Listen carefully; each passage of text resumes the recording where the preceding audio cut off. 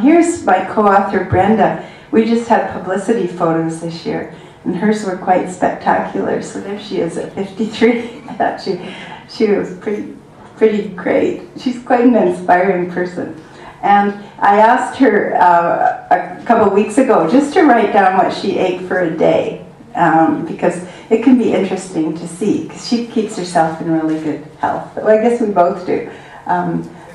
So here she's got a couple of cups of fruit, high fruit diet in for breakfast, and some sprouted grains, some nuts and seeds, some fortified non-dairy milk, and that brings the calcium up, or fortified yogurt. Then you'll see that this is a high raw diet. It's about 75% raw by weight. And then there's also some cooked legumes or the fortified milks. Just at each meal there's one item out of the whole stack. So there's some pea soup. That adds a fair amount to the protein. And then some raw veggies, fruit. And then a great big salad and some liquid gold dressing that's in all of our books. It's got nutritional yeast, so it has vitamin B12 in that, and it has a flaxseed oil dressing, so it's got omega-3s. And then some quinoa, or sometimes people will have a cooked yam on an otherwise raw diet. Some beans or tofu, avocado. And so this is actually a whole foods diet. When we talk about that, there's that little bit of flaxseed oil, and there's the option of a bit of chocolate. Sometimes she melts chocolates and put it on a banana. And it's like a frozen banana on a stick kind of thing. But otherwise, there's not refined items in there. There's not refined flour, sugar, no lattes, and this kind of thing. And so this, I'll tell you how this works out nutritionally. 2,000 calories, 67 grams of protein, 1,200 of calcium, and that's just in food, so no supplements. Iron 20 milligrams, and the vitamins and minerals met the recommended intakes, and so beyond that there's just needed a B12 supplement and sources of vitamin D, which could be sunshine in the summer and supplements in the winter, and then iodine from some source. So there's several possibilities there. Protein actually comes from a wide variety of plant foods. Our ancestors got it from mainly a lot of their protein from plant sources. And nuts and seeds are good, legumes are very good, tofu, soy foods, those kind of foods. And also vegetables, very high in protein, and fruits not so much. So if we look at animal products, which you'll find if you're talking to your friends, even now, I mean, this used to be what people said 20 years ago, but they're still saying it to my surprise, where will you get your protein? You can get the similar percentages of calories from all sorts of plant foods, from greens, from legumes, from things like tempeh and tofu, from the grains. So you'll see that the percentage calories, but sometimes you have to eat larger quantities. Well, that's actually a big plus when it comes to adults that want to keep their weight down, because you can have a great big plate full of food that fills you up, and it delivers enough protein, but it doesn't have so many calories. The grains are right at the level, the World Health Organization recommendation. Remember, 10 to 15% of your calories should come from protein.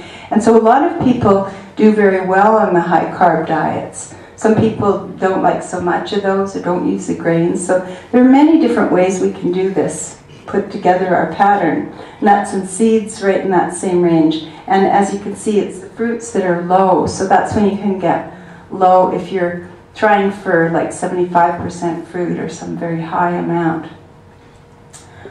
Seeds, I think these are very, very valuable on plant-based diets. They're actually a bit higher than nuts in terms of the protein and the trace minerals. And so we get vitamin E from those, and I find that particular antioxidant, when I'm doing a nutritional analysis for someone, it can be quite on the low side, and especially if people are using low-fat diets. So this is a really good way to get your fat. It's like from a tahini dressing or from pumpkin seeds on your salad, that kind of thing. And nuts are typically about 5 to 8 grams in a quarter cup, a little handful. And each of the nuts seems to have its nutritional feature. For example, calcium comes from almonds. The other nuts have some of these minerals as well, but these are the ones that are really special. Zinc is in cashews. Selenium, if you have one Brazil nut every day or even every 2 days, you'll get your selenium, your antioxidant. And omega-3 fatty acids come from walnuts. So these are all very valuable parts of diets and not something that we should be looking at as a health hazard, fatty food. But their regular consumption is actually linked with a lower risk of heart disease and diabetes. So if we use these as our fat sources, it really is a very positive thing. The legumes are the protein superstars, and I use something like a curried lentil soup at least once a day, and that somehow has become a mainstay. So if you find some, and some people have a bean salad in their fridge and they just keep it there, make it every once a week or something, and just have it sitting there for when they need some little protein fix. And it can be really easy to use legumes, but this can be the biggest challenge. How do you get it into your diet? With regard to the amino acids in legumes, and the reason why they're superstars, they're high in the amino acid lysine, which tends to be low in grains like wheat and rice. And they're also high in tryptophan, which is an amino acid that we're finding out more that we need as we get older. We don't need so much lysine. You need that one when you're growing, and you need tryptophan when you get older for maintenance. So anyway, legumes are very good in that regard. And they also contribute lots of iron and zinc. And so people that use legumes at most of their meals, and that could be a little bit of soy milk or sprouted lentils in their salad, or some cooked beans or lentils or peas of some sort, they'll do really well for protein. So some of the ways that we could use these things are, for example, putting something in a smoothie, scrambled tofu. Sometimes teenagers like this hearty breakfast. Like I mentioned, peanut butter. Peanuts are a legume. You can have beans in a salad. You can sprout. And the things to sprout on raw diets are mung beans and lentils. We find that anything bigger than that has some components called hemagglutinins in them that are kind of anti-nutrients.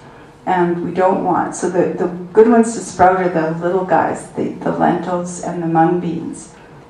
In Chinese food, bean sprouts are actually from mung beans. So, and they're little green, round. Then there's also edamame. Here's my lentil soup. I just cook up a big batch once a week and put it in the freezer in little individual servings and just pull it out. You can have tofu. And by the way, don't get scared off soy foods because of some of the dairy anti-soy propaganda.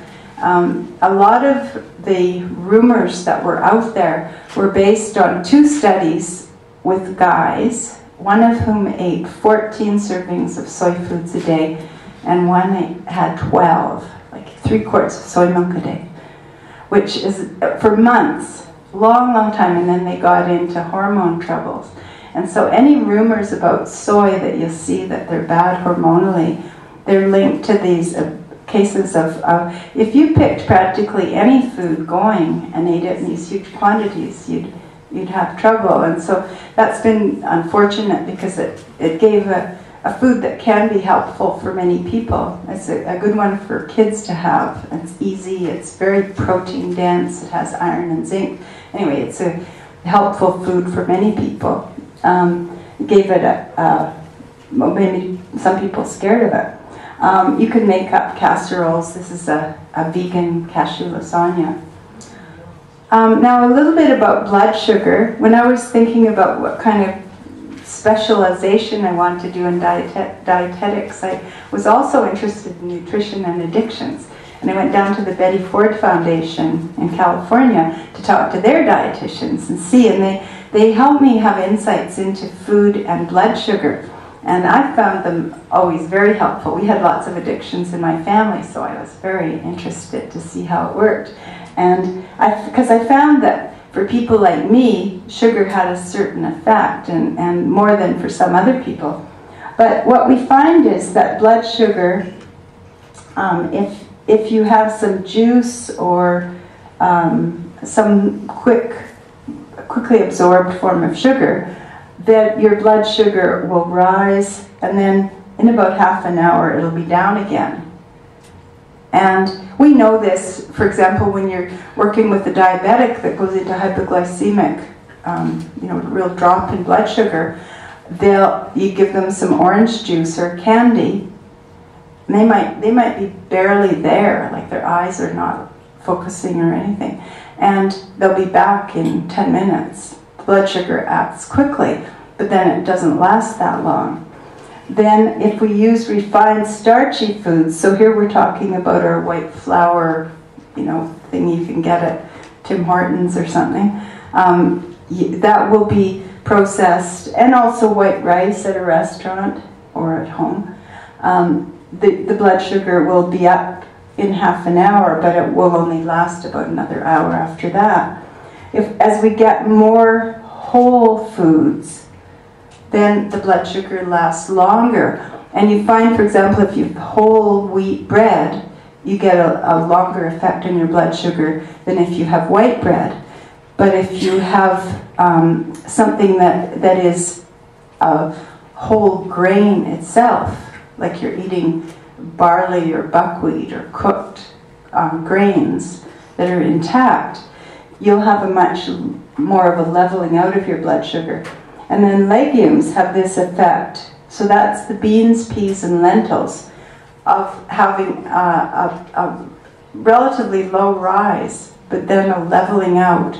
And so they can really maintain you between meals. So sometimes you'll find, for example, if you have just a salad for lunch and a cracker, it won't last you very long into the afternoon. But if you have some hummus with that, or if you have a soup that has some beans in it, or a bean salad, that you'll have a much better staying power. So anyway, some of us find those blood sugar things really have a powerful effect.